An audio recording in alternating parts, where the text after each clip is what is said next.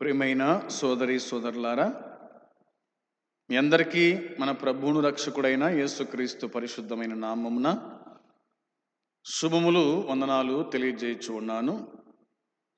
దేవుని వాక్యమైన బైబిల్ నుండి యోహాను మొదటి పత్రిక 4వ అధ్యాయము 9వ వచనాన్ని మనము ధ్యానం చేస్తూ వస్తున్నాం. ఈ 9వ వచనములో 2 విషయాలు మనం విన్నాం.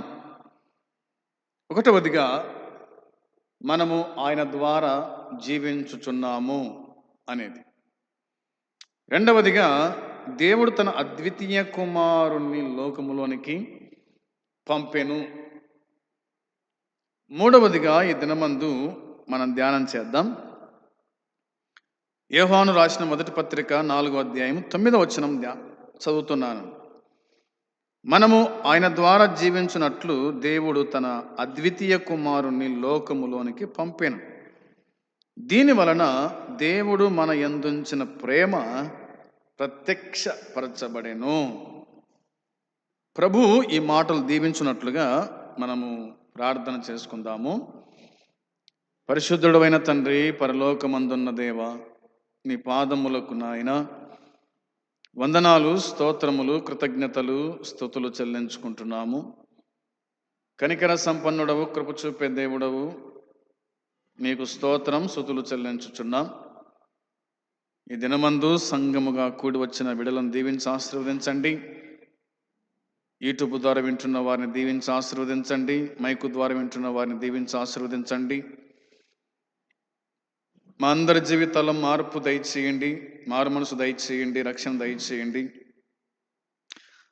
మీకోసం నిరంతరం జీవించుటకు నీ కృపాను గురించి దర్శించి మీ కాపుదలు దయచేయమని, వాక్యానుసారంగా జీవించుటకు మాకు కృప చూపించమని మీకు అప్పగించుకుంటూ యేసుక్రీస్తు పరిశుద్ధమైన నామంలో ప్రార్థించి అడిగి స్తుతించి వేడుకొనుచు ఉన్నాము తండ్రి, ఆమేన్.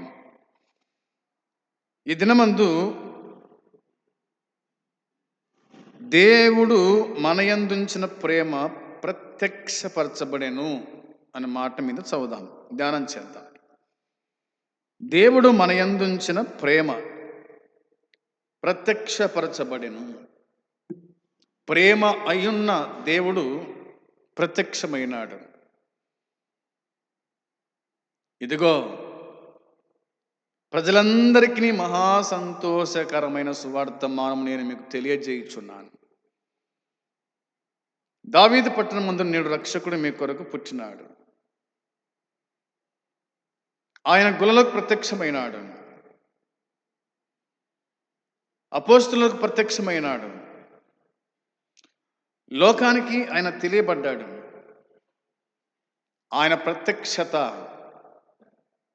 ఆయన కనిపించినాడు, ఆయన వినిపించినాడు, ఆయన స్వస్థపరిచినాడు, ఆయన మరణించాడు, తిరిగి లేచాడు. ఆయన కనిపించినాడు.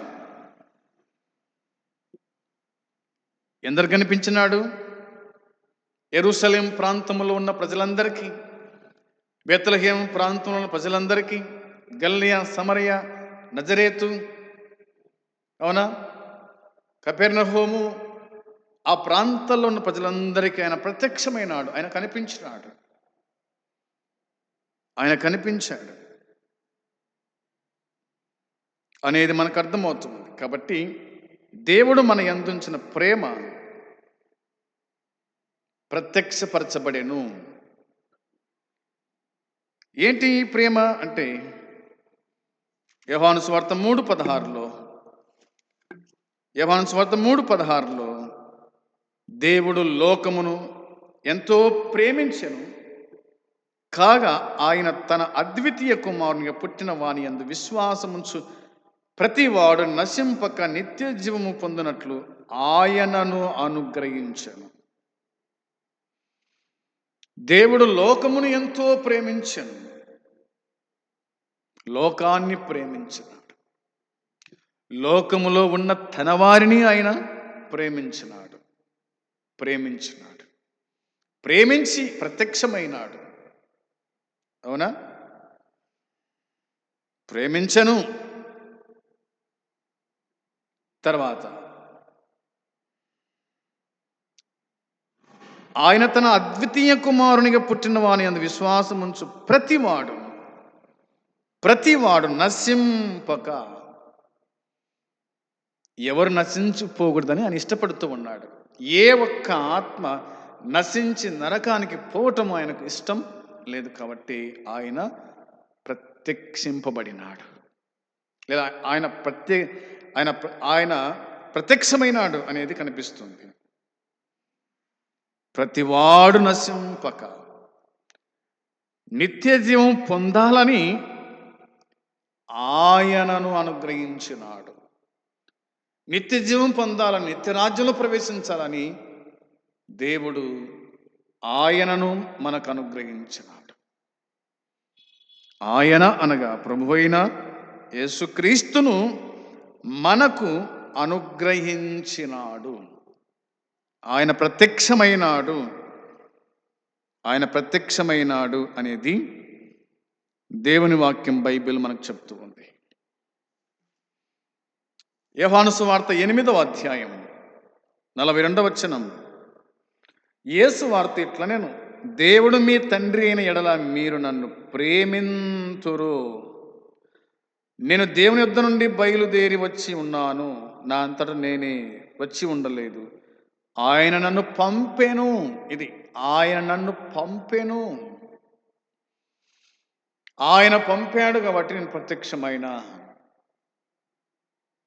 ప్రత్యక్షత అంటే కనిపించుట. అవునా? కనిపించుట. ఆయన నన్ను పంపెను. అవునా? ఆయన పంపాడు, ఆయన వచ్చినాడు అనేది అర్థమవుతుంది. యోహాను వ్రాసిన పత్రికలో మనం గుర్తుంచుకోవాలా, 4వ అధ్యాయం 10వ వచనం, యోహాను రాసిన మొదటి పత్రిక 4వ అధ్యాయం 10వ వచనంలో, మనము దేవుని ప్రేమించితమని కాదు, తానే మనల్ని ప్రేమించి అన్నమాట. మనము దేవుని ప్రేమించితమని కాదు, తానే మనలను ప్రేమించి, ఆయన మనల్ని ప్రేమించినాడు. ఎంతగా ప్రేమించినాడు అంటే చివరి రక్త బొట్టు కార్చేంత వరకు ఆయన మనల్ని ప్రేమించినాడు. ప్రేమించిన వారి కోసమై ప్రాణం పెట్టినాడు. ప్రేమించిన వారి కోసమై ప్రాణం పెట్టాడు. ఇందులో మనకు ప్రేమ కనిపిస్తుంది. ప్రేమించిన వారిని చంపే వాళ్ళు ఉన్నారు, అవునా? కానీ ఆయన మనల్ని ప్రేమించి తానే చనిపోయినాడు. మానవుల ప్రేమలో కల్మషం ఉంటుంది, కానీ యేసయ్య ప్రేమలో ఎలాంటి కల్మషం లేదు, స్వార్థం లేదు, అసూయ లేదు, ద్వేషము, కక్ష లేవు. ఆయన మనల్ని ప్రేమించి, అవునా, ప్రేమించి మన పాపములకు ప్రాయశ్చిత్తమై ఉంటుటకు తన కుమారుని పంపెను. మన పాపములకు ప్రాయశ్చిత్తమై ఉండుటకు తన కుమారుని పంపెను. ఇందులో ప్రేమ ఉంది. ప్రేమ లేదని చెప్తామా? మనము చెప్పగలమా? చెప్పలేము. ఆయనలో ప్రేమ ఉంది. అందుకని ఆయన అందరినీ ప్రేమించినాడు. దుర్మార్గుని ప్రేమించినాడు, దుష్టుని ప్రేమించినాడు, పాపిని ప్రేమించినాడు, నరహంతకుని ప్రేమించినాడు, కుష్ఠరోగిని ప్రేమించినాడు, తనను అప్పగించేటువంటి యూదాను కూడా తాను ప్రేమించినాడు. యూదా కాళ్ళు కడిగాడు. ఆయన ప్రేమలో మార్పు లేదు. ఆయన ప్రేమించాడు అనేది దేవుని వాక్యం చెబుతూ ఉంది. ఆయన ప్రేమించాడు. ఆయన ప్రేమించినాడు. 11వ వచనం చూడగా, ప్రియులారా, దేవుడు మనలను ఇలాగూ ప్రేమింపగా అన్నమాట ఉంది. దేవుడు మనల్ని ఇలాగు ప్రేమింపగా ఇలాగు ప్రేమించినాడు. వచనం 12లో ఏ మానవుడును దేవుని ఎప్పుడును చూచి ఉండలేదు. మనం ఒకరినొకడు ప్రేమించడలా దేవుడు మన యందు నిలిచి ఉండును. ఆయన ప్రేమ మన యందు సంపూర్ణమగును అనే మాట ఉంది. ఆయన ప్రేమ మన యందు సంపూర్ణం కావాలా? ఆయన ప్రేమ సంపూర్ణత అనేది ఈ వచనం గుర్తు చేస్తూ ఉంది. 16వ వచనం చూడగా ఇలాగ దేవుని వాక్యం చెబుతున్న మాట చూడండి. దేవుడు ప్రేమాస్వరూపి అయి ఉన్నాడు. దేవుడు ప్రేమాస్వరూపి అయి ఉన్నాడు. ప్రేమాస్వరూపి అయి ఉన్నాడు. కాబట్టి ప్రేమయందు నిలిచి ఉండువాడు దేవుని యందు నిలిచి ఉన్నాడు. దేవుడు వాని యందు నిలిచి ఉన్నాడు. మనం దేవుని యందు నిలిచి ఉండాలా? మన యందు ఆయన నిలిచి ఉంటాడు అనేది దేవుని వాక్యం చెప్తుంది. ఇందులో ఏముందట? ప్రేమ ఉంది. ఆయన ప్రేమాస్వరూపి అని బైబిల్ మనకు తేటగా జ్ఞాపకం చేస్తూ ఉంది. 3వ అధ్యాయం, యోహాను రాసిన మొదటి పత్రిక 3వ అధ్యాయం మొదటి 3 వచనాలు చూడగా, మనం దేవుని పిల్లలమని పిలువబడినట్లు తండ్రి మనకెట్టి ప్రేమ అనుగ్రహించెనో. చూడండి, మనము దేవుని పిల్లలమే. ఈ హేతువు చేత లోక మనలను ఎరుగదు, ఎలయనగా అది ఆయనను ఎరుగలేదు. ప్రియులారా, ఇప్పుడు మనము దేవుని పిల్లలమై ఉన్నాం. మనమిక ఏమవుదుమో అది ఇంకా ప్రత్యక్షపరచబడలేదు. కానీ ఆయన ప్రత్యక్షమైనప్పుడు ఆయన ఉన్నట్లుగానే ఆయనను చూతుము గనుక ఆయనను పోలి ఉందుమని ఎరుగుదుము. ఆయన యందు ఈ నిరీక్షణ పెట్టుకుని ప్రతివాడును ఆయన పవిత్రుడై ఉన్నట్లుగా తన్ను పవిత్రునిగా చేసుకొనును అన్న మాట రాయబడింది. మనము దేవుని పిల్లలం.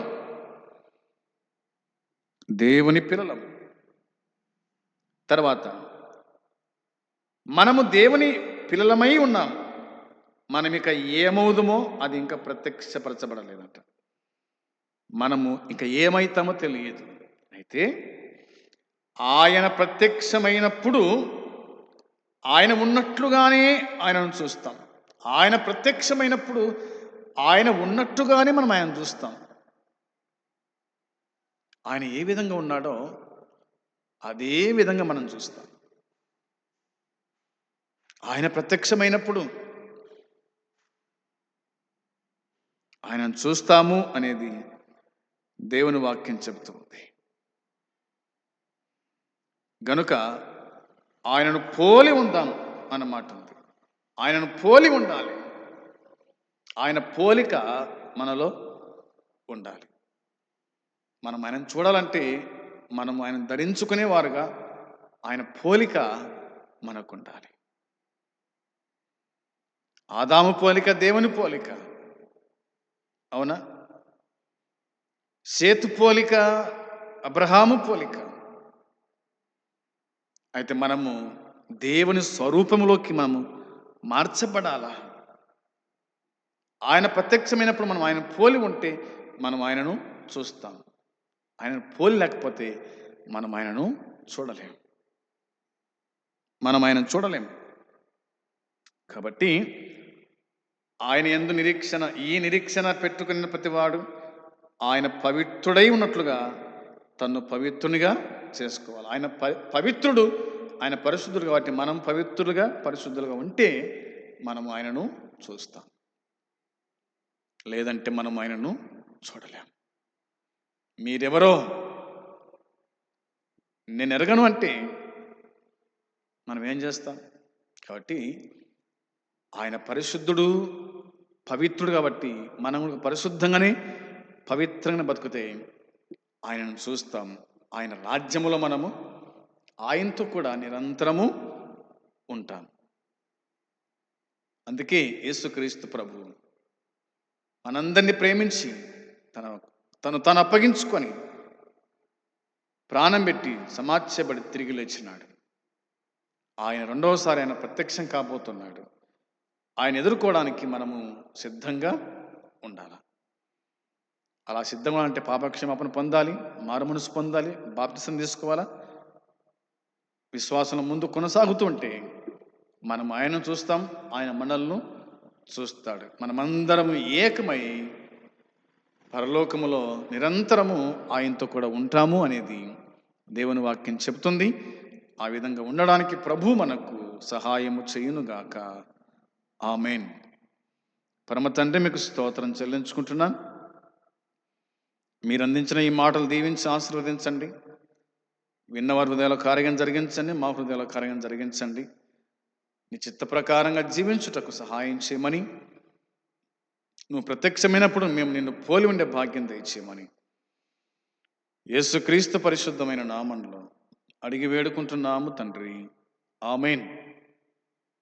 పరలోకమున తండ్రి ప్రేమ, మన ప్రభువైన యేసుక్రీస్తు కృప, పరిశుద్ధాత్మ సన్నిధి సహవాసం కూడి వచ్చిన మనకు సకల పరిశుద్ధులకు ఇప్పుడు ఎల్లప్పుడు సదాకాలము తోడై ఉండునుగాక.